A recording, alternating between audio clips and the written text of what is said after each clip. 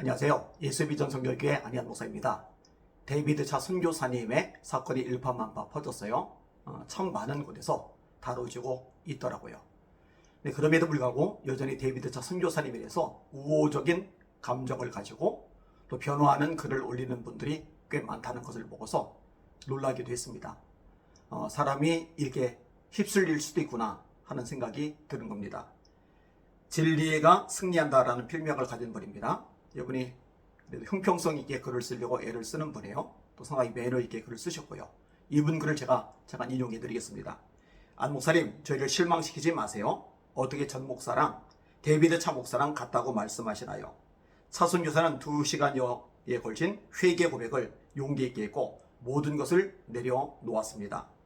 전 목사 한 번도 자신을 제대로 회개하는 말이나 모습을 안 보여. 그래서 안 목사님이 견해를 가지고 전 목사를 평가한 것인데, 안 목사님도 젊은 말을 가지고 사람을 평가하시면 온갖 부끄러움을 무릅쓰고 회개한 사람은 아무것도 아닌가요? 안 목사님, 다시 그분의 회개 고백 영상을 한번 보세요. 이렇게 회개할 유명 목회자가 얼마나 될까요? 회개하는 대목을 알죠. 7년간 불륜을 저지른 거에 대해서. 그런데 제가 여러 번 반복해서 말씀을 드렸습니다만, 제가 정말 주의 깊게 생각하는 것은 불륜 부분이 아닙니다. 불륜 잘못된 거 맞아요. 죄악이죠. 회개해야 되죠. 근데 이 불륜보다 더 심각한 게 뭐냐면요, 말씀에서 벗어난 왜곡된 가르침입니다. 그것이 사람을 미혹하게 해요. 영혼을 망가뜨리는 겁니다. 파멸과 멸망에 빠지게 하는 거죠. 이 부분에 대해서 저는 회개하지 않았다고 보는 거예요. 회개 안 했습니다. 뭘 회개를 했죠? 이 대한민국에 대한 국뽕의식을 사람들에게 고취시키면서 대한민국이 마지막 주자다, 이런 식으로 성경에 근거도 없는 이야기를 남발했잖아요. 직통제시 운운하면서 잘못된 가르침들을 많이 설파했잖아요. 이런 부분들에 대해서 회개를 해야 되는 거예요. 그런 부분들에 대한 회개가 없었습니다. 그러니까 부차적인 것에 대한 회개는 있는데 본질적인 것에 대한 회개는 없었다. 저는 그렇게 보고 있는 겁니다. 금연수라는 분, 이분이 이렇게 남기셨더라고요. 목사님, 저는 차 목사님이 지지하는 사람은 아닙니다. 그러나 어찌되었든 주의 종이며 회개하셨고 그 진전성은 하나님이 아시지 않을까요? 오래전 잘못된 책에 대해 조목조목 말씀하셨는데 이 일이 터지기 전에는 왜 말씀하지 않으셨나요?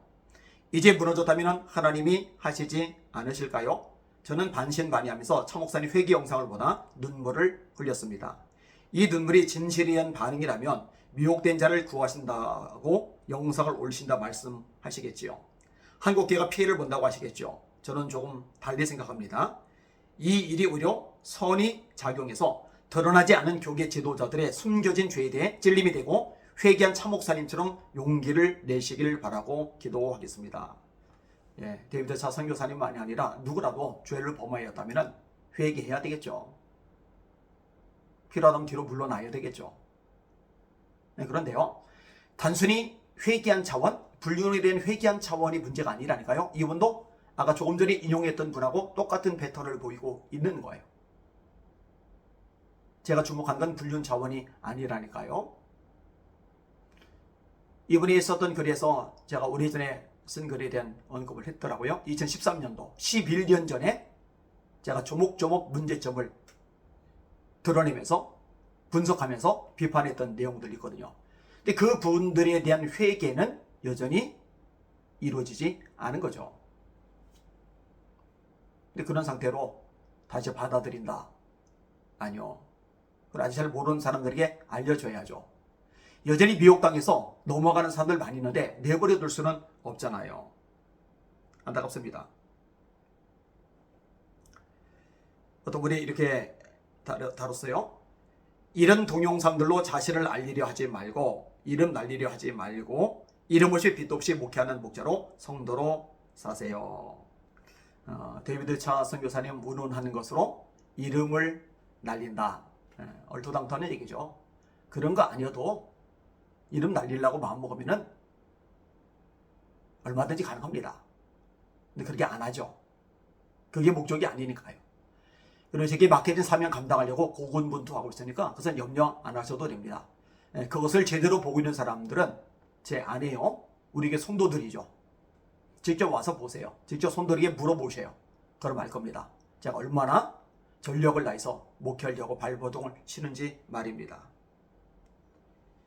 자, 이분이 똑같이 올린 거요. 예수 믿은 성결교회 안희한 목사님, 조금 그만하세요. 삐뚤어진 시각, 흠만 잡으려는 인간의 눈에는 항상 흠만 잡을 뿐입니다. 말 한마디 한마디 다 트집 잡으려면 이 세상에 배견할 인간이 없어요. 성경 기본으로 돌아가세요.